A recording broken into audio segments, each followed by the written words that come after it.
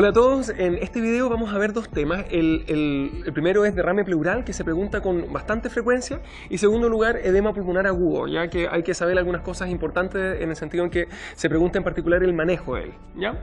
Así que empecemos con derrame pleural, ¿ya? En primer lugar hay que saber reconocer la clínica. Acuérdense que lo más importante es que viene con disnea y en algunas ocasiones con dolor que suele ser de características pleuríticas, o sea, que aumenta con la inspiración, ¿ya?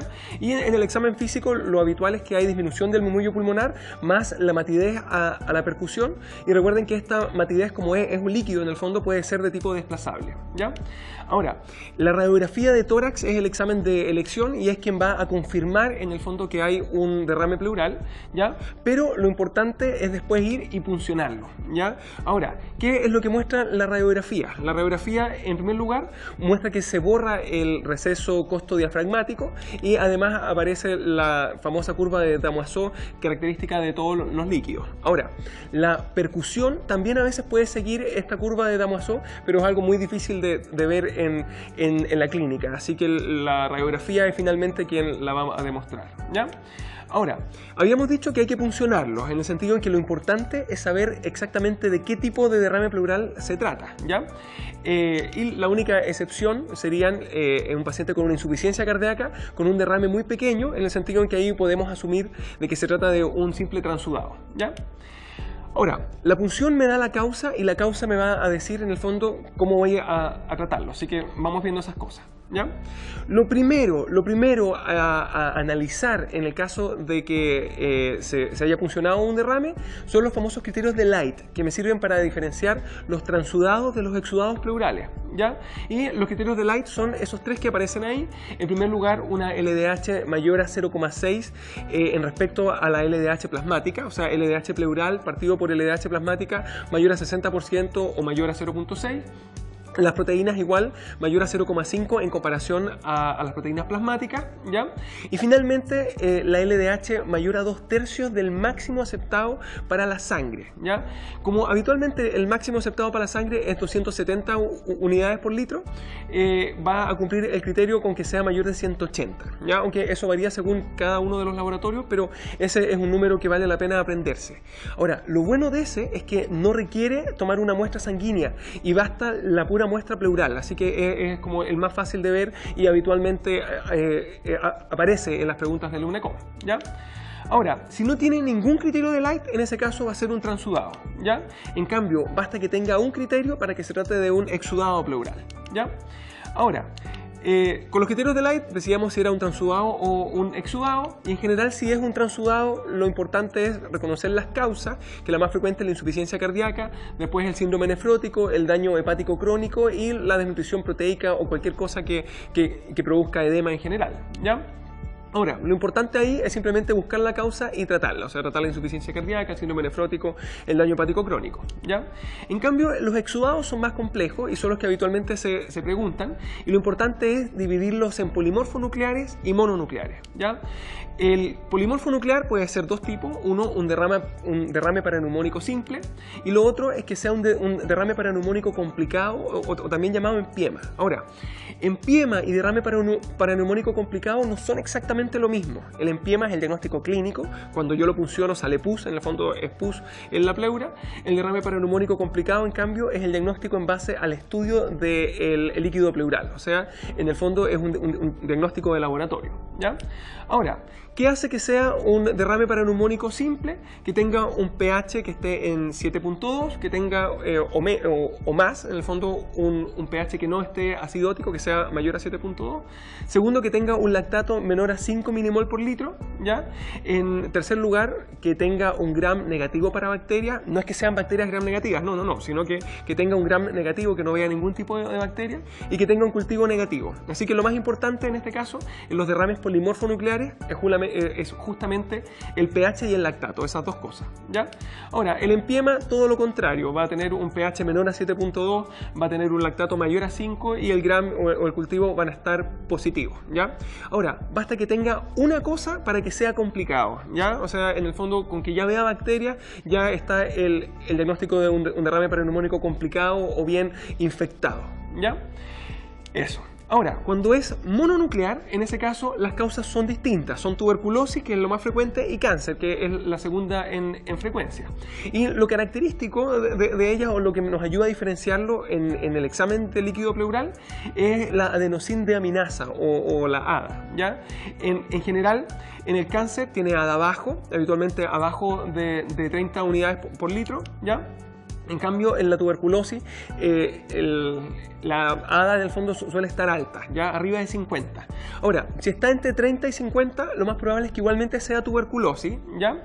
Ahora, como una cosa que vale la pena recordar, sepan que de los derrames tuberculosos, un 10% pueden ser de tipo polimorfo nuclear. Pero si se pregunta en el EUNACOM y se pregunta uno polimorfo nuclear, lo que se está preguntando son, en resumidas cuentas, los empiemas o los derrames paraneumónicos simples. O sea, se está preguntando los polimorfos nucleares, ¿ya? Ahora, como el ADA no es un examen que sea tan sensible ni tan específico, para confirmar tanto la tuberculosis como el cáncer hay que pedir una biopsia pleural, ¿ya? Y la forma en que se hace esta biopsia de elección es por punción percutánea, ¿ya? O sea, en el fondo hay que biopsiarlas tanto a la tuberculosis como al cáncer, ¿ya? Porque las vaciloscopías o la PCR, por ejemplo, no son tan buenas, ¿ya? Ahora, cuando fallan las punciones, cuando la biopsia por punción me sale negativa, ¿ya? En ese caso debo ir a una biopsia dirigida por la videotoracoscopía, ¿ya? O sea, la videotoracoscopía no es de primera línea como estudio, sino que es de segunda línea para el estudio del exudado mononuclear, ¿ya? Ahora, hay otros exudados que también tienen ADA alta y que se confunden, y hay que saberlos en el sentido en que son preguntables. En primer lugar, las enfermedades autoinmunes, en particular artritis reumatoide. También puede ser el lupus, ¿ya? En segundo lugar, el linfoma, ¿ya? Ahora, recordando que el linfoma es un cáncer y en general los cánceres eran con ADA baja, en este caso es distinto, es con ADA alta. Y en tercer lugar, el empiema, ¿ya? Con la diferencia que el empiema es polimorfo nuclear. Por lo tanto, si yo les digo, alguien tiene un exudado polimorfo nuclear con ADA de 100, por ejemplo, eso es un empiema, ¿ya? No es una tuberculosis en el sentido en que es polimorfo nuclear, y la tuberculosis polimorfo nuclear es una excepción que habitualmente no se pregunta, ¿ya? Ahora, si les preguntan una clínica o un exudado que pareciera ser una tuberculosis, pero está en contexto de toda una clínica de lupus, eso va a ser lupus, en el sentido en que acuérdense que el lupus produce igualmente, como todo lo que hay en esa lista, un exudado de tipo mononuclear con ADA alta, ¿ya?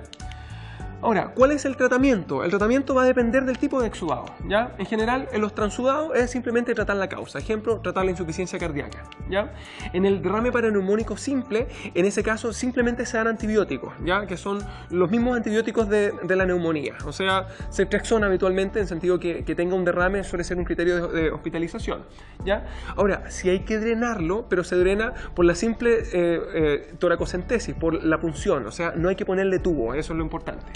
En cambio, en el derrame paraneumónico complicado o el empiema, en este caso se dan los antibióticos, pero además hay que instalarle un tubo pleural con trampa de agua, o sea, hay que instalarle una toracostomía. O sea, la importancia entre saber distinguir el simple del complicado es justamente que el complicado va a quedar con un tubo, en cambio el simple no, ¿ya? Ahora, a veces cuando pasa demasiado tiempo en los empiemas, estos tienden a organizarse, ¿ya? Y se loculan, se hacen como adherencias pleurales. Y en ese caso, de primera línea hay que darle un fibrinolítico por vía intrapleural. O sea, se utiliza el mismo tubo y ahí se inyecta el fibrinolítico, ¿ya? Y si eso falla, bueno, cirugía. Y la cirugía habitualmente es una decorticación de las adherencias y que se hace por videotoracoscopía de elección, ya menos invasivo, ¿ya? Si es que fuera un derrame tuberculoso, bueno, hay que darle la terapia antituberculosa, ¿cierto? Los fármacos, el RIPE, rifampicina, isoniazida, piracinamida y etambutol, igual que el tratamiento de la tuberculosis pulmonar, por si acaso, ¿ya? Ahora, si fuera un cáncer, ahí ya es más difícil, va a depender del tipo de cáncer y del estadio, pero en general cirugía, quimio, radio, o si ya está todo metastizado, suele ser un tratamiento de tipo paliativo, ¿ya? En el caso específico del mesotelioma, que es una causa de derrame de tipo exudado, de tipo maligno en el fondo, el tratamiento suele ser paliativo porque tiene un pronóstico bastante malo y suele ser irresecable, ¿ya? Ahora, sepan que el mesotelioma se considera en general una patología de tipo laboral porque está muy asociada a la exposición a asbesto, a la asbestosis, ¿ya? Ahora, Lo característico del mesotelioma, que probablemente no se va a preguntar con la imagen, pero sí se puede preguntar descrito en el caso, es que hay un engrosamiento de la pleura y además hay engrosamiento de las cisuras pleurales, ¿ya?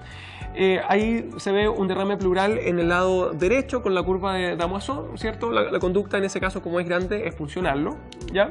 En esta otra radiografía se ve un mesotelioma que está también principalmente en el lado derecho y se ve que hay un poquito de derrame porque se borró el ángulo costodiafragmático y se ve la pleura que está engrosada y algo se alcanza a ver la cisura horizontal, ¿ya? En el sentido en que está invadida justamente por el mesotelioma. ¿Ya? De hecho, ahí están las flechas en el lugar en donde se ve esa cisura, ¿ya? Ahora, el segundo tema es el edema pulmonar agudo, así que empecemos a verlo, ¿ya? Su clínica, por regla general, es un cuadro de insuficiencia respiratoria, ¿ya? O sea, va a tener disnea, cianosis, aumento de la frecuencia respiratoria, o sea, taquipnea, uso de musculatura accesoria y, obviamente, de saturación arterial en la saturometría, aunque eso se ve muchas veces como cianosis en el examen físico, ¿ya? Ahora, el examen pulmonar suele sonar bastante, está lleno de crépitos bilaterales, habitualmente difusos, aunque en los casos más leves suelen estar solamente en las bases y en los casos más graves igualmente suelen ser más intensos en las bases, ¿ya? Ahora, la radiografía de tórax es lo que va a confirmar el diagnóstico, o sea, es un diagnóstico clínico radiológico, ¿cierto? Y habitualmente se ve un patrón tanto alveolar como intersticial, o sea, alveolo intersticial, ¿cierto? Con hilos prominentes, más los signos que puedan ver, o sea, que se pueda ver de la insuficiencia cardíaca, en el sentido que es la causa más frecuente, como la cardiomegalia, por ejemplo, más los signos de derrame pleural, que esos muchas veces son secundarios a la misma causa del edema pulmonar, o dígase la insuficiencia cardíaca, ¿ya? Ahora, la clasificación es en edema pulmonar de tipo cardiogénico y de tipo no cardiogénico, que sepan que tienen causas distintas y tienen manejo ligeramente distinto, ¿ya? En el caso del cardiogénico, lo que lo define es la presión capilar pulmonar mayor a 18 milímetros de mercurio, en el sentido en que su fisiopatología, su causa, es un aumento de la presión capilar, de la presión hidrostática capilar. Esto recordando un poco a las fuerzas de Starling, ¿ya? Ahora, la causa de esto obviamente es una insuficiencia cardíaca del lado izquierdo, porque eso es lo que produce la congestión pulmonar, y puede ser un infarto o cualquier otra causa de insuficiencia cardíaca, ¿ya? Ahora, ¿cuál es el tratamiento del cardiogénico? En general, la bomba de nitroglicerina, dígase el manejo de la precarga, ¿cierto? En particular, el manejo de la hipertensión arterial, ¿ya? Ahora, si no tengo disponible una bomba de nitroglicerina, en ese caso se le puede dar diuréticos endovenosos, en particular la furosemida endovenosa, y en algunos casos se le da también morfina, que algo podría ayudar, pero es discutible su impacto en la mortalidad. Ahora, el problema es cuando está hipotenso, ¿ya? Si es que el paciente está hipotenso, yo no le puedo dar ni diurético, ni la nitroglicerina, ni morfina, ni nada de eso, porque lo voy a hipotensar más, se va a choquear más y se va a morir en el fondo, ¿ya? Así que ahí lo único que puedo hacer es el soporte respiratorio, oxígeno, ventilación mecánica, ¿cierto? Más el uso de drogas vasoactivas para manejarle la falla cardíaca. Aunque, por si acaso, en general, un paciente que esté choqueado y aparte en edema pulmonar en contexto de una falla cardíaca, es de muy mal pronóstico por regla general, ¿ya? Ahora, el no cardiogénico, por regla general, se va a diagnosticar igualmente con la PCP, una PCP en este caso menor a 18, o sea, no cardiogénico, en el sentido que su fisiopatología es simplemente por un aumento de la permeabilidad, ¿ya? Un aumento de la permeabilidad capilar, o sea, en las fuerzas de Starling sería por un aumento de la constante de permeabilidad, ¿ya? Ahora, dentro de las causas ahí hay muchas, la sepsis, la pancreatitis, el politrauma, el TEP, las quemaduras, reacciones transfusionales, etcétera, o sea, cualquier cosa que me pueda producir una respuesta inflamatoria sistémica y que obviamente no sea una causa cardiogénica. Eso es lo importante. Es más, se ha preguntado cuál de las siguientes no es una causa de distrés respiratorio o EPA no cardiogénico, y es el infarto, obviamente en el sentido en que eso es una causa cardiogénica, ¿ya? Ahora, el tratamiento acá es el soporte, ¿ya? La ventilación mecánica, y en particular una ventilación mecánica a presión positiva, en el sentido que eso podría ayudar a que se reabsorba un poquito del líquido, más obviamente el tratamiento de la causa, ya en el sentido que si está con una sepsis hay que manejar la sepsis, la pancreatitis, etc. ¿Ya? Ahora, ahí hay una imagen de un edema pulmonar, ¿cierto? Se ve este patrón intersticial, los hilos bien marcados y la cardiomegalia, ¿ya? Ese fue el video de hoy. Nos vemos en el próximo y último video.